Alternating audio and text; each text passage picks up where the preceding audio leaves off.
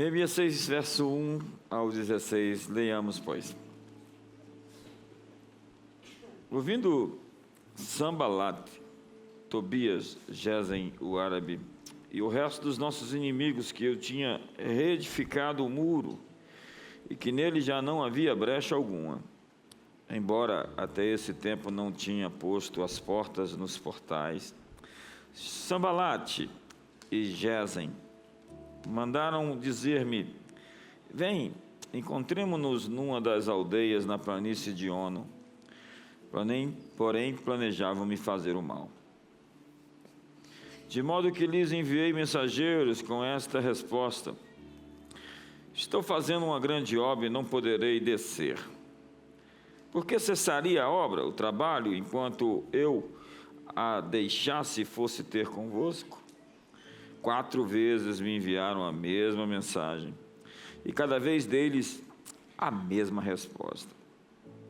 Então Sanbalat, pela 5ª vez, enviou-me o seu moço com uma carta aberta na sua mão, na qual estava escrito: entre a gente se ouviu, e Gesem diz que tu e os judeus intentais revoltar-vos, por isso edificais o muro.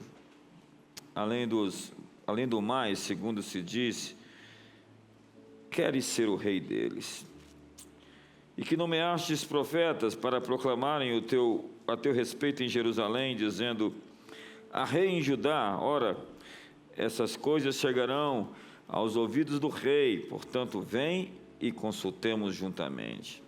Mandei-lhe esta resposta: de tudo que dizes, coisa alguma aconteceu, tu, do teu coração, é que o inventas.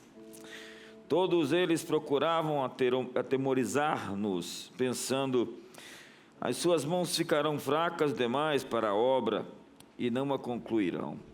Agora, ó Deus, fortalece as minhas mãos. Olhe para as suas mãos e diga: ó Deus, fortalece as minhas mãos. Certo dia fui à casa de Semaías, filho de Delaías, filho de Metabel. Metabel é um bom nome para você dar para o seu filho quando ele nascer. Que estava encerrado. Disse-me ele: encontremo-nos na casa de Deus, dentro do templo, a porta fechadas, porque virão matar-te, essa noite virão. Eu, porém, disse: um homem como eu fugiria? E quem há como eu que entre no templo para salvar a vida? De maneira nenhuma entrarei. Então percebi que não era Deus quem o enviara, mas que ele tinha profetizado contra mim, porque Tobias e Sanbalat o haviam subornado. Ele tinha sido subornado para me intimidar, a fim de que eu não fizesse, que eu assim fizesse e pecasse, para que tivessem de que me difamar e desacreditar. Lembra-te, ó Deus, ó meu Deus, de Tobias e de Sanbalat, conforme estas suas obras, e também da profetisa Noadia e dos demais profetas que têm procurado intimidar-me. Demais profetas. Assim acabou-se o muro, aos 25 dias do mês de Elul, em 52 dias. Quando todos os nossos inimigos ouviram isso, todos os gentios que haviam em redor de nós temeram e ficaram com o orgulho ferido, porque reconheceram que tínhamos feito essa obra com a ajuda do nosso Deus. Que texto, né? O livro de Neemias é um livro sobre reconstruir, reedificar, restaurar, porque a vida cristã não é uma colônia de férias, é um campo de batalha. Jesus nos falou sobre uma porta estreita. Não dá para colocar a cabeça debaixo da areia. Seja quem você for, você está envolvido. Não existe lugar neutro. Na verdade, quem não ajunta espalha, quem não é por é contra. Então hoje nós precisamos acabar com o romantismo. porque o nosso chamado é para a guerra. Somos uma igreja combatente. Nós já esperamos avançar e sofrer oposições, e nós estamos avançando a despeito das oposições. Nossa vocação não é gerar cristãos flácidos que se contentam com a vida após a morte no céu, mas pessoas que deixam a sua marca na história durante suas vidas, construindo algo que vai servir de teto para as futuras gerações, um legado que vai durar depois de morrerem. Nós não somos simplesmente crentes clientes procurando ser servidos, mas somos aqueles que estão a fim de reconstruir os muros, reedificar aquilo que outrora foi belo e formoso e que está em ruínas. Agora, todo avanço na sua vida será resistido.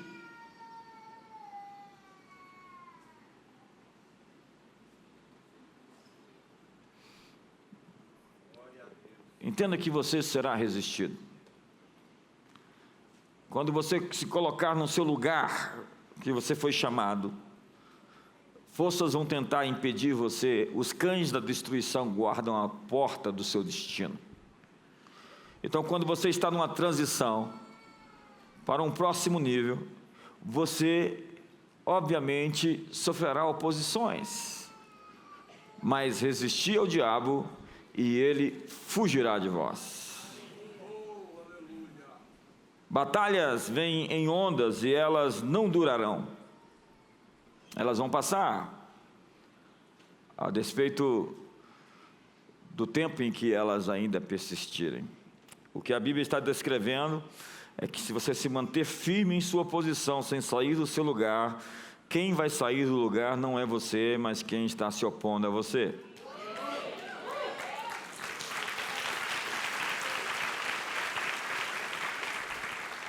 Marido, esposa, não saiam da sua casa.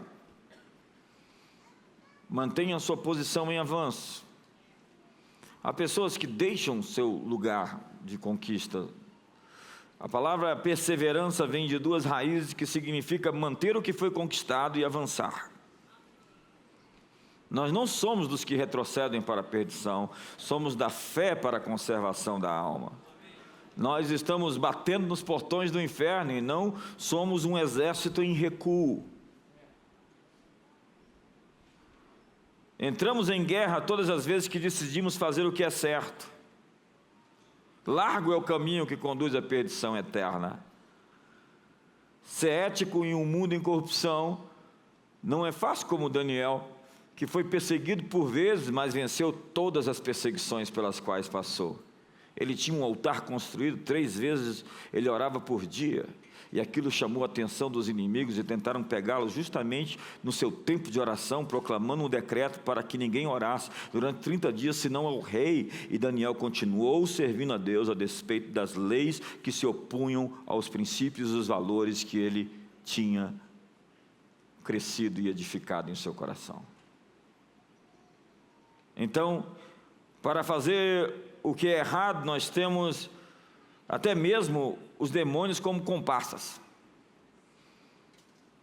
Eles vão ajudar as pessoas naquilo que elas pretendem construir, que na verdade não é construir, é destruir, porque o ladrão veio matar, roubar e destruir. Algumas pessoas falam, mas quando eu estava no mundo, as coisas eram mais fáceis. Faça uma sociedade com o inimigo, ele vai facilitar a sua vida. Para fazer o que Deus lhe chamou para fazer, você vai sofrer resistência, mas no final, vale muito a pena. Então você começa a ter pesadelos. Pesadelos é o sinal de que você é uma pessoa muito perigosa. E o diabo está atacando você porque ele teme você.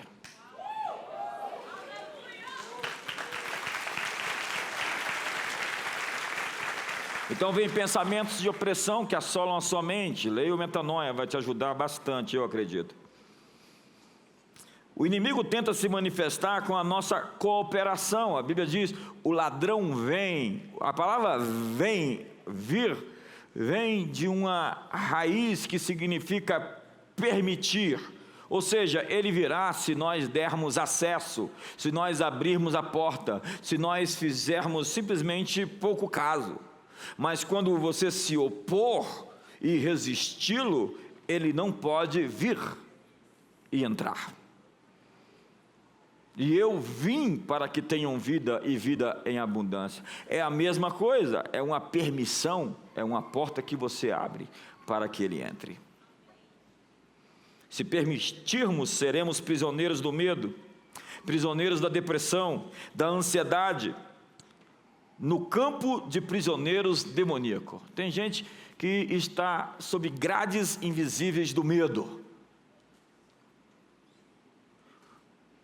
É aquela história de Monstros S.A. Os monstros se alimentam do medo, dos gritos e do pavor das crianças. E acredite, o inimigo sabe quando você está com medo. E o que nós precisamos cultivar é o poder de ignorar, conforme diz Filipenses 1:28, e que em nada estáis atemorizados pelos adversários, em nada. O que para eles é indício de perdição, para vós de salvação, e isso da parte de Deus. É o poder de ignorar as ameaças, como Davi, quando foi afrontado por Golias: eu vou te matar, vou te destruir. O diabo, ele é um cão latindo, ele vai te ameaçar todas as vezes.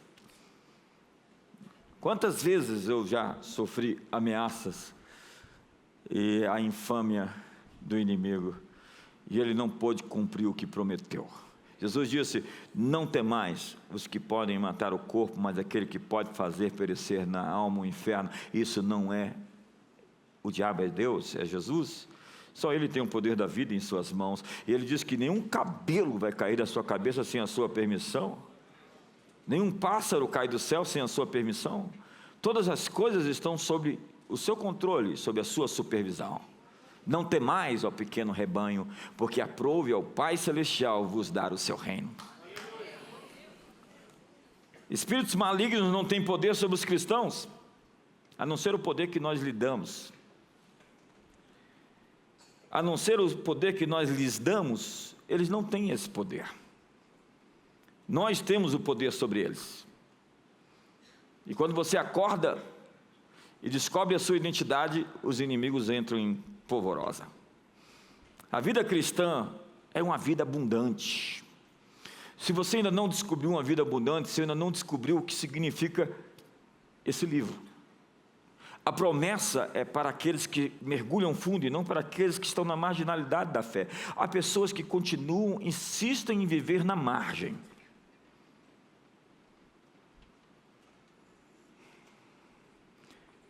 Eu vim para que tenham vida. Sofrer forte oposição do inimigo faz parte do processo de avanço.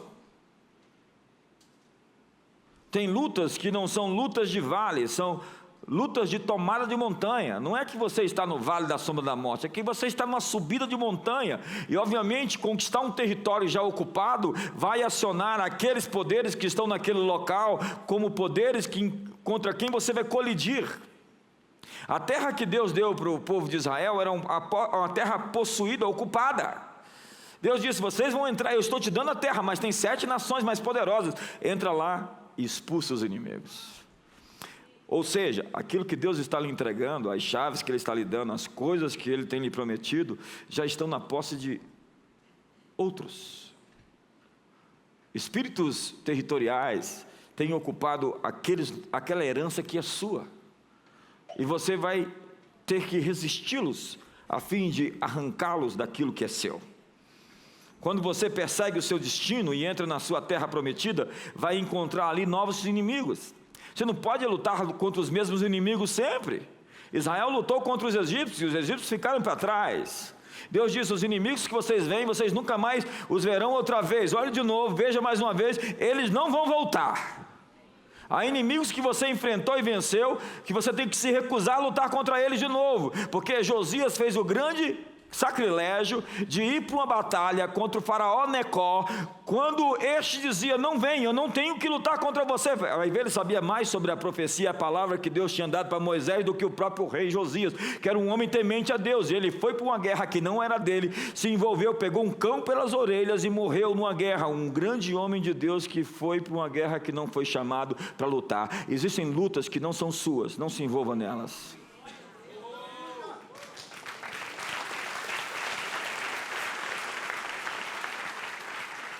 Deus não levou o povo pelo caminho dos filisteus, porque os filisteus, eles tinham uma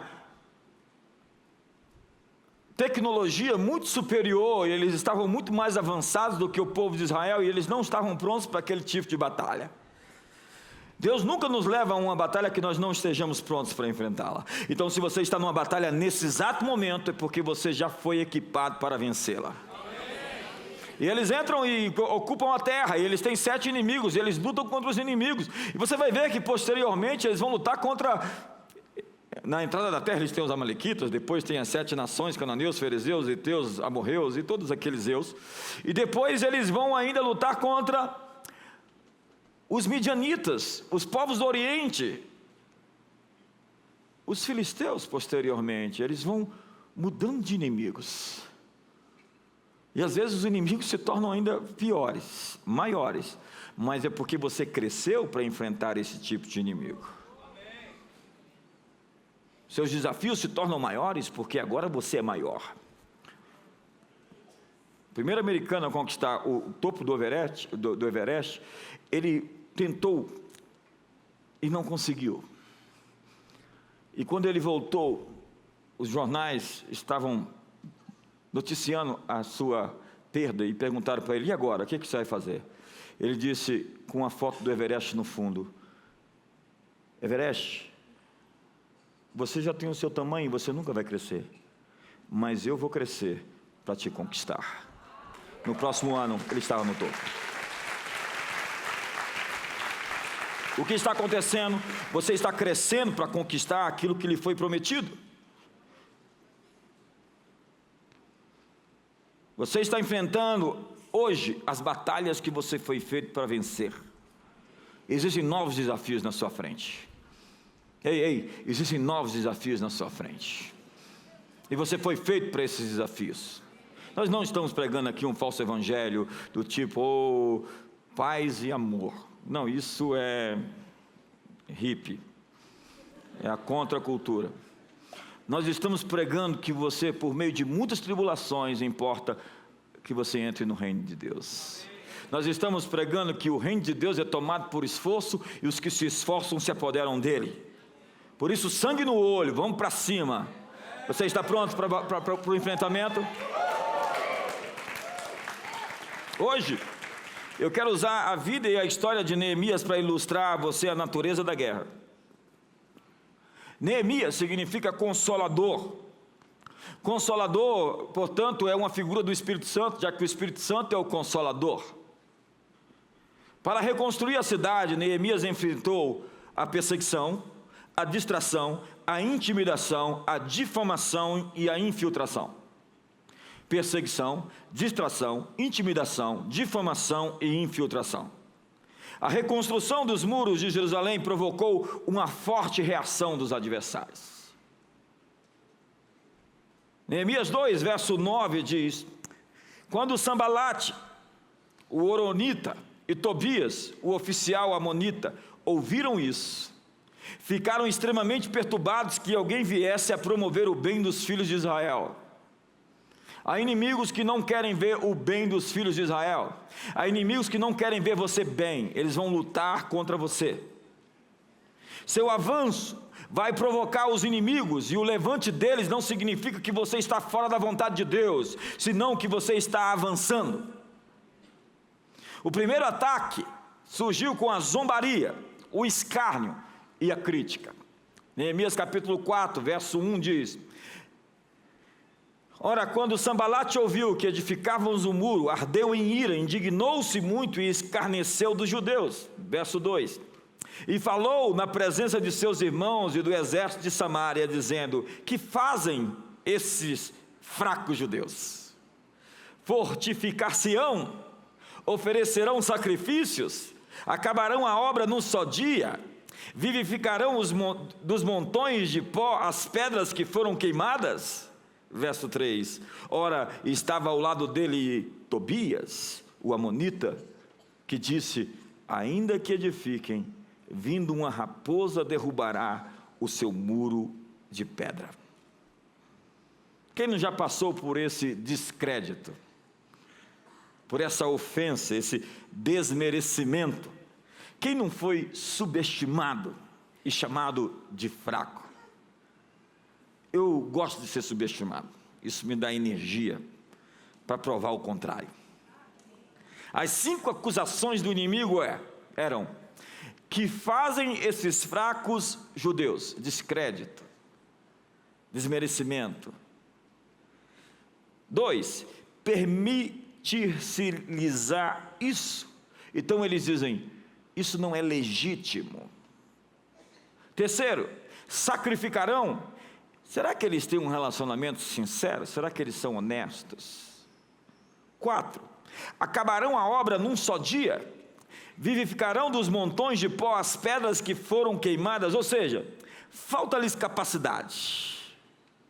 5, ainda que reedifiquem, vindo uma raposa derrubará o seu muro de pedra, ou seja, essa obra não tem qualidade.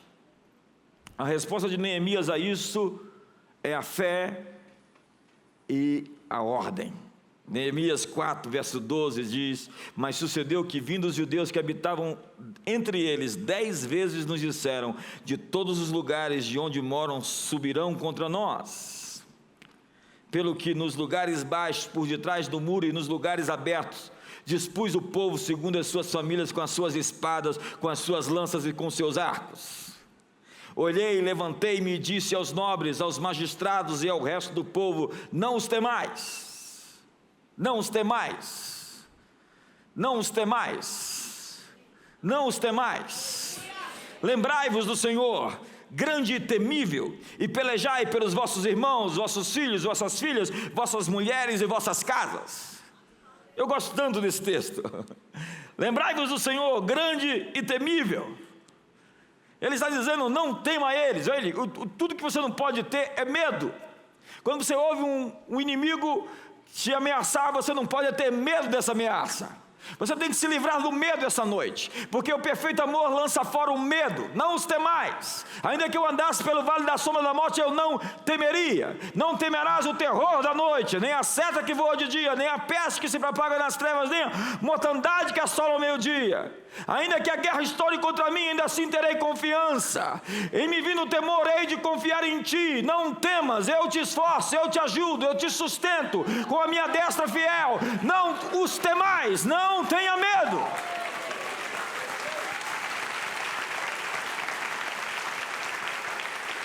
Depois da zombaria vem a distração. Olha o verso 1 ao 4, eu li esse texto. Verso 1 ao 4. Quando Sanbalat, Tobias e Gesem, o arábio e o resto dos nossos inimigos souberam que eu já tinha edificado o muro e que nele não havia nenhuma brecha, ainda que até esse tempo não tinha posto as portas nos portais, Sanbalat e Gesem mandaram dizer-me: vem, encontremo-nos numa das aldeias da planície de Ono. Eles, porém, intentavam fazer-me mal. E enviei-lhes mensageiros a dizer: estou fazendo uma grande obra, estou ocupado numa grande obra, de modo que não poderei descer. Por que cessaria essa obra enquanto eu a deixasse e fosse ter convosco? Me deu uma boa razão. Do mesmo modo mandaram dizer 4 vezes, e do mesmo modo lhes respondi. Depois da zombaria vem a distração. O inimigo propõe um diálogo amigável. Vamos conversar. O inimigo nunca é tão perigoso quando ele está disfarçado.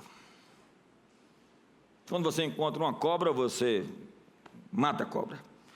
Mas quando o lobo vem em pele de ovelha, é uma outra história.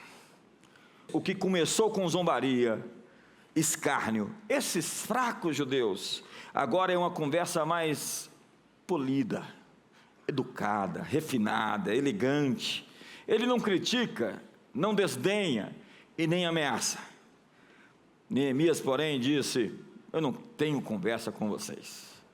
Estou fazendo uma grande obra, estou ocupado, não descerei até vós. O inimigo queria levar a batalha para o campo, a planície de Ono. Entenda, Ono significa força.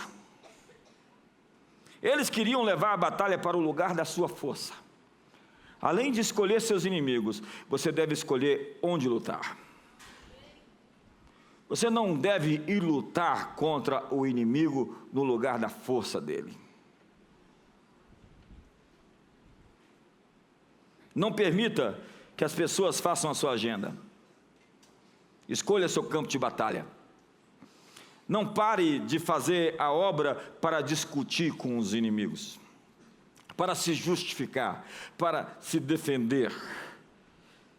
Às vezes, tudo que você disser vai ser usado contra você. Diga não sem se sentir culpado. Há ambientes onde o que você disser simplesmente não vai adiantar. Há pessoas tomadas de uma desonestidade intelectual, com opiniões e sofismas que não se alterarão, não importa o que você diga. É quando a questão é passional, emocional, sentimentos estão envolvidos, não importa. Como você fizer a prova, a sua nota vai ser 0. Ainda que você acerte todas as questões. Se o inimigo não encontrar um verdadeiro problema em nossas vidas, então eles vão inventar. Aí vem então a insistência. O verso 4 diz que eles disseram isso 4 vezes. O inimigo fará de tudo para te tirar da sua posição. Você está sentado com Cristo nos lugares celestiais. O inimigo quer te tirar da sua visão, para te colocar numa visão de medo. Então você não pode sair do seu posto. As maiores tragédias da vida acontecem quando saímos da nossa posição. Lembre-se, um demônio é um anjo fora do lugar. Davi saiu da sua posição e do seu posto. Nos dias que os reis saíram para a guerra, Davi não estava na guerra, ele estava no palácio de pijama assistindo Netflix. O resultado disso foram 3 filhos mortos, uma filha violentada, golpe de estado e muita dor. Sair da sua posição tem 2 extremos: abrir mão da sua autoridade ou assumir uma autoridade que não é sua. É o outro calor. A Bíblia diz que Nadab e Abiú tentaram oferecer fogo estranho, eles não estavam autorizados àquele nível de ministério, então eles foram queimados. Eu vejo pessoas queimadas que estão em posições que eles não se prepararam para estar e querem se autopromover a elas. Você que está me assistindo pela internet ou pela televisão, tem 1 milhão de pastores nesse país querendo ser o que eles não foram chamados para ser. Líderes que se forjaram e se colocaram e que não têm um sucesso apropriado dentro do ministério, porque estão forçando uma barra. Há pessoas que desejam se mover num dom que desejam, em vez de agir no dom que receberam. Pela 3ª vez eu vou falar isso hoje. Gente que quer cantar e chega para nós e fala: eu não posso esconder o meu dom, enterrar o meu dom. Fala, gaste bastante ele no banheiro, porque aqui as pessoas não vão conseguir te ouvir. Você é desafinado até para bater palma. É como se eu quisesse ser um jogador de futebol americano. Eu sofro algumas ofensas às vezes eu encontro o pessoal me assiste na televisão, e às vezes eles me olham e falam: eu pensei que você era mais alto.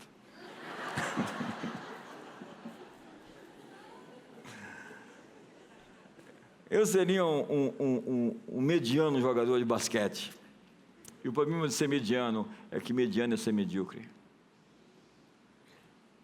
É por isso que existem muitas pessoas fora da sua posição sendo medíocres no que fazem, porque elas não acertaram ainda a sua área de convergência, seu lugar de mau resultado, seu lugar de sua força. A religião sem vida nasce da tentativa do homem de servir a Deus no seu próprio jeito, da sua própria capacidade. O que você muitas vezes encontra como espiritualidade é só uma demonstração de ego, muito ego. Paulo diz que alguns que dizem que adoram a Deus simplesmente têm como Deus o seu ventre. Onde estão os seus amigos? Você precisa de amigos. Davi tinha amigos. Amigos podem nos dizer aquilo que nós precisamos ouvir. Por isso, permaneça na autoridade que foi lhe dada por Deus. Judas saiu da sua posição e perdeu seu lugar no Espírito. Amou a maldição, ela o apanhe, tome outro seu encargo. O dom de Deus, por vezes, pode parecer a aprovação de Deus, mas não é. Num tempo, Deus lhe deu presentes que não vai lhe tirar, mas não quer dizer que você está indo bem por causa dos seus dons. Você pode ter habilidades dadas por Deus, está fluindo nelas e pode estar em desobediência a Deus. Judas estava com os discípulos em Mateus capítulo 10, expulsando demônios, e quando Jesus disse, aquele que colocar a mão no prato é esse que vai me trair, ou quando Jesus falou, existe um traidor no meio de vocês, todo mundo virou para Judas e falou, foi Judas que não conseguiu expulsar aquele demônio, foi Judas que não curou aqueles enfermos. Judas não tinha poder para o ministério, não, Judas fez tudo aquilo que os outros fizeram, do jeito que os outros fizeram. Ele fluiu em dons e ministérios, mas nem por isso ele era o cara certo.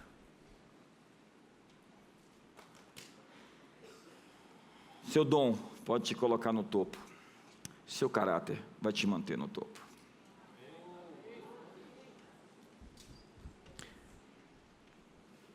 Judas andou com Jesus, deixou seus negócios para segui-lo, mas saiu da sua posição, deixou seu posto, sua cátedra, e perdeu a sua autoridade. Eu vejo pessoas todos os dias saindo da sua posição. Elas pretendem algo que não foram chamadas para estar. A Bíblia diz que os dons de Deus e a vocação de Deus são irrevogáveis. Você perde a sua autoridade toda vez que você abandona o seu chamado ou permite que outro faça aquilo que você foi vocacionado. Exerça a sua autoridade no seu lugar. Além de você errar, você ainda abre espaço para que uma Jezabel surja. Porque Jezabel é todo espírito que está operando numa autoridade que não é sua.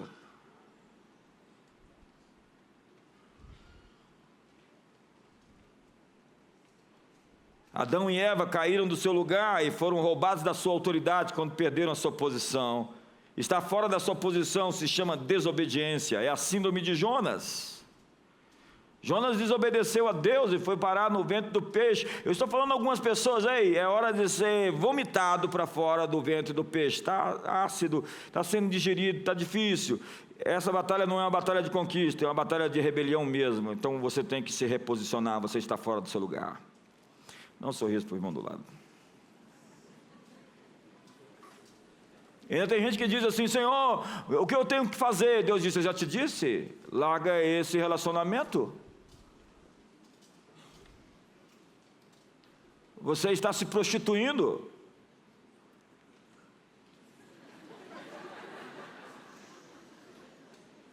Você sabe o que tem que fazer? Me dá uma outra instrução. Lhe darei uma outra instrução quando você obedecer a anterior.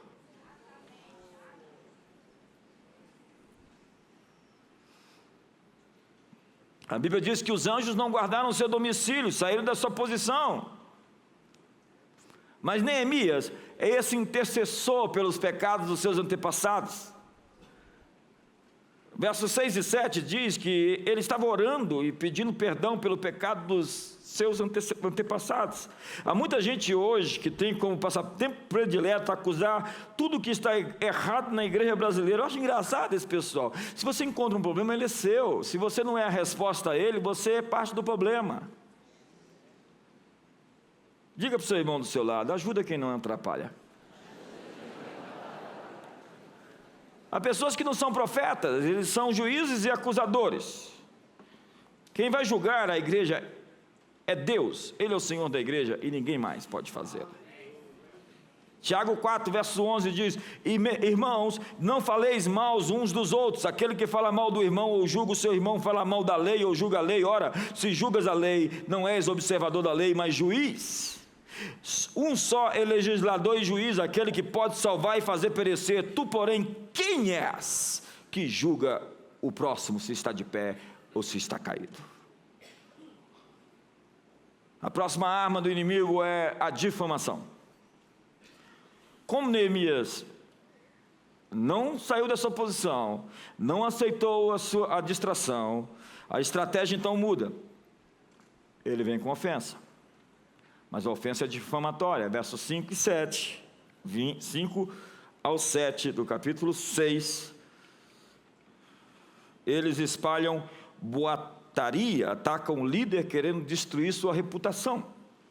Lançam dúvidas quanto às motivações de Neemias, tentam destruir sua reputação, ameaça com boatos e diz que isso vai chegar aos ouvidos do rei.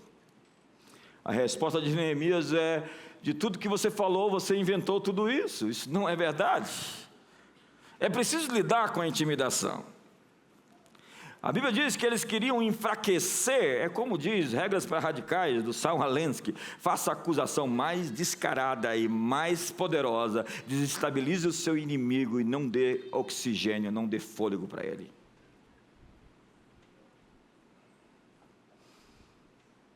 Guerra de guerrilha. E a Bíblia fala que o intento daquilo era fazer derreter a força, esmorecer, enfraquecer as mãos para o trabalho. É preciso lidar com a intimidação. Intimidar é tornar tímido. Há pessoas poderosas que ficam tímidas. Há pessoas com muita energia que se sentem intimidadas e perdem a sua força. Significa coagir, desencorajar, suprimir por ameaça. A raiz da intimidação é o medo. Quando você se intimida pelas ameaças do inimigo, a unção para de fluir. Elias ficou intimidado pelas ameaças de Jezabel e saiu do seu posto. E o Espírito encontrou Elias numa caverna e disse: o que você faz aqui, Elias? A propósito, Deus não sabia o que Elias estava fazendo? Há muitas perguntas retóricas. Deus nos faz pergunta que Ele quer uma resposta. Adão, onde é que você está? Será que Deus não sabia onde Adão estava? Mas Adão precisava dar a resposta certa para Deus, era a oportunidade de responder de maneira correta. Eu comi da árvore. Não, antes de comer da árvore, ele vai culpar a mulher, vai jogar a responsabilidade sobre outros e vai... Você sabe a história. Deus diz: por que você está aqui? E ele fala, no espírito vitimista, lá Rousseau: tenho sido fiel a Deus, mas só sobrei eu, não tem mais ninguém. Ficou só eu. Deus diz: ei, tem 7.000 lá na comunidade das nações que não dobraram seus joelhos, nem beijaram a estátua de Baal. Alguns que não estão batendo palma é porque deve ser parte de outro grupo.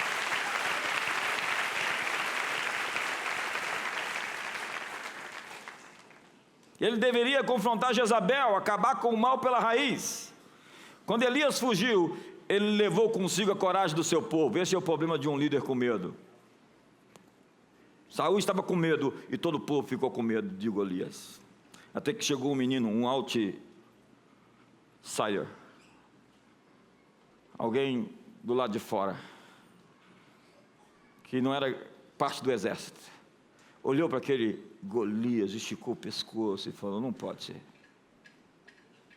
Entenda que Jonathan era um valente, era um guerreiro, e ele estava com medo, porque o líder estava com medo. Não siga líderes com medo. Na verdade, quando eu vejo alguém que está perdido no trânsito, eu já fico afastado dele e tento... Não siga um líder perdido.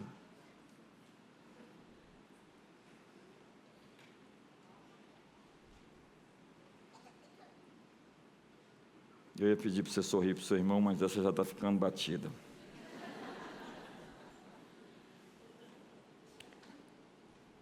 Todas as vezes que você sai do seu posto, você dá a sua autoridade, seu chamado para outra pessoa.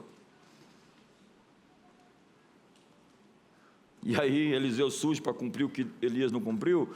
Ele sai numa saída honrosa, Deus manda uma carruagem de fogo, luzes, pirotecnias, flashes, glória, poder, e lá Elias no carruagem. Ele fez muito, ele é um homem de Deus, ele é sério, então Deus dá uma saída para ele,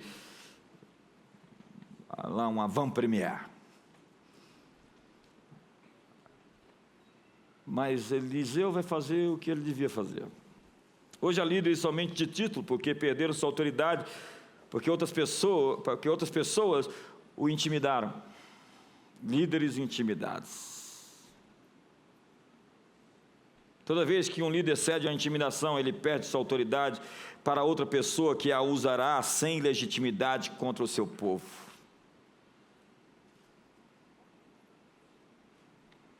Silêncio aqui é um negócio extraordinário hoje. Aquilo que você não confronta, você não é capaz de mudar.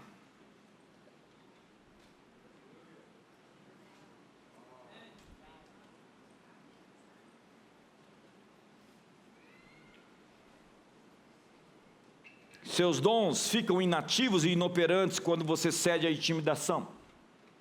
Desperta o dom de Deus que há em ti pela imposição das minhas mãos, porque Deus não lhes deu o espírito de medo, mas de poder, de moderação, de amor. Olha o contexto: seus dons vão se manifestar, mas o medo pode impedir com que eles fluam. Eles são paralisados pela intimidação. Reaviva o dom de Deus, que é a palavra acender de novo, manter uma chama acesa. E o medo significa timidez ou covardia. Seus dons estão adormecidos por causa da timidez. Intimidar é tornar tímido. Mateus 25 fala sobre a parábola dos talentos, onde Deus deu dons, mas a timidez daquele homem fez ele enterrar seu dom, e não era o dom de cantar, acredite. E Deus fala: servo mau e preguiçoso, servo inútil, negligente e ocioso. Todos recebemos dons e talentos de Deus. E Paulo diz: eu quero que todos os homens sejam tais como tal eu sou. No entanto, cada um tem de Deus o seu próprio dom. Cada um tem o seu dom. Um, na verdade, de um modo, outro de outro. Todos temos dons. Paulo diz: ai de mim se eu não pregar o Evangelho. Somos chamados para servir a Deus e aos outros com os nossos dons. Pedro diz: servir uns aos outros, cada um conforme o dom que recebeu, como bons dispenseiros da multiforme graça de Deus. Como eu devo servir as pessoas com os dons que recebi? Quando você fica intimidado, você renuncia à autoridade que foi lhe dada. Os cristãos foram ameaçados: vocês não podem pregar o Evangelho aqui em Jerusalém, porque senão vocês serão presos, açoitados. E os apóstolos se reuniram e pediram: Deus, dá-nos ousadia e intrepidez para anunciar a tua mensagem. E as paredes tremeram. As paredes tremeram porque eles estavam fazendo uma oração pedindo coragem para Deus. Eles disseram: nós não vamos ser intimidados pela ameaça desses fariseus, desses governantes que querem impedir-nos de pregar o Evangelho. Nós vamos para cima. Quando você recua ou se submete, você passa a ser escravo do intimidador. Muitas vozes proféticas foram caladas por sistemas congregacionais que ameaçavam o pastor se falasse coisas desagradáveis aos ouvidos dos conselhos eclesiásticos. Eu não gosto tanto da mensagem do senhor hoje, não vamos demitir o senhor. O espírito de Sambalate quer calar a voz profética e parar a construção dos muros. A estratégia do diabo é a intimidação, é te deixar na defensiva, acuado, com medo, concentrado na sua defesa. Quando eu vejo alguém na defensiva, eu vejo alguém machucado. A gente tenta ser normal com a pessoa, mas a pessoa está se defendendo o tempo todo. Eu falo: você está diante de um inimigo, por que você está se defendendo de mim? A propósito, eu encontro muita gente na defensiva.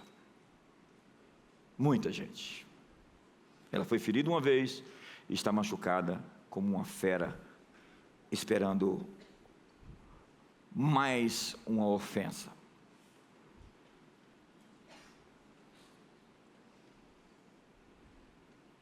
Eu tenho um cachorro lá em casa que ele vive na defensiva. Nós temos 3 cachorros. Ele fica assim, receoso. Eu não sei o que aconteceu, ele já chegou um pouco maior lá em casa. Então a gente não sabe o que ele passou, porque ele vive na defensiva. Eu chego perto dele, ele já abaixa as orelhas. Eu não sei se é eu, é todo mundo lá em casa. Agora chegou uma novinha, ela é toda aberta, ela faz tudo que não pode fazer. Hoje mesmo ela estava se afogando lá e eu fui lá salvá-la. Pessoas com experiência traumática, elas vivem na defensiva esperando um novo ataque de alguém. Ei, mas aqui ninguém está querendo te atacar, aqui nós estamos querendo te empoderar para o seu novo tempo.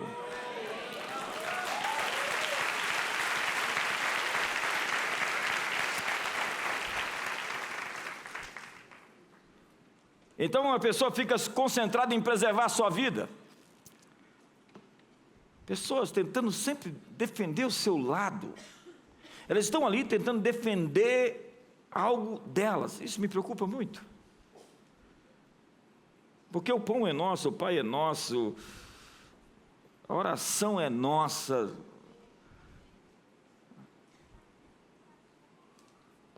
Mas Neemias tinha mais medo de pecar do que medo de morrer. Eu vou repetir isso. Neemias tinha mais medo de pecar do que medo de morrer. Porque tem coisa que é pior do que a morte.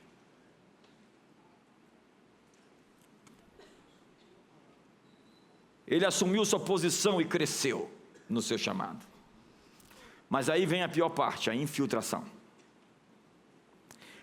Carta aberta com calúnias, ameaças, boataria não é nada comparada a profecias falsas. Isso mesmo. Você já viu esse filme? O nome do filme é O Inimigo Mora ao Lado. Verso número 10. Fui à casa de Semaías, filho de Delaías, filho de Metabel, que estava em recolhimento, e disse ele: ajuntemo-nos na casa de Deus dentro do templo e fechemos as portas, pois virão uma tarde. Sim, de noite virão uma tarde. Entendeu? O sacerdote Semaías estava a serviço do inimigo. Ele vendeu sua consciência, seu ministério, sua vocação por dinheiro, deixou-se subornar e passou para o lado oposto. Há pessoas que falam em nome de Deus, mas que estão a serviço do outro lado, da concorrência. Ele coloca um tom de urgência, de gravidade: vão te matar de noite, virão matar-te, e oferece uma alternativa indecorosa: entra no templo e se esconde. Ele não era sacerdote, ele não podia entrar no templo. Ele ia quebrar um princípio, e Neemias sabia muito bem que não poderia fazer isso. Eles queriam desacreditá-lo. Neemias é provado no seu discernimento. O que é de errado com aquela profecia? Entrar no templo para se esconder seria uma profanação. Quantos não estão sendo alvos de falsas profecias? Quantos não estão sob ameaça e intimidação? Franklin Roosevelt disse: não temos nada a temer senão o próprio medo. Falsas profecias, palavras proféticas enviesadas por um espírito errado. A Bíblia diz: julgai as profecias, não desprezeis as profecias. Se alguém quer profetizar, tem que saber que nós vamos analisar se a palavra profética é correta ou não. Entenda que nós somos uma igreja que incentiva a cultura profética, mas a profecia não serve para oprimir as pessoas. A profecia não serve para esmorecer as mãos das pessoas. A profecia não serve para deixar as pessoas frágeis, fracas e com medo. A profecia serve para levantar, empoderar, para ativar as pessoas, para levar as pessoas para o seu destino.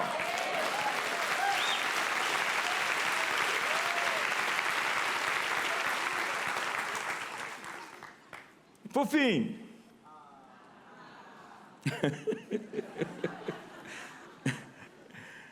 Neemias terminou o muro por 3 razões. Primeiro, pela sua própria liderança. Ele pagou o preço e não negociou a verdade. Segundo, por causa de todo o povo. A cooperação de todos fez com que as paredes fossem erguidas. Nós vamos erguer as paredes, amém ou não? Amém. Terceiro, pelo próprio Deus. Sua intervenção foi decisiva, de modo que os inimigos ficaram tomados de medo. Olha o verso 16, que coisa linda. Quando todos os nossos inimigos souberam disso, todos os povos que haviam em redor de nós temeram e abateram-se muito em seu próprio conceito, porque perceberam que fizemos essa obra com o auxílio do nosso Deus.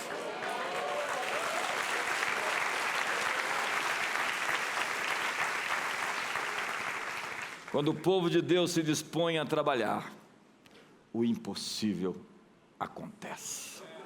Fique de pé.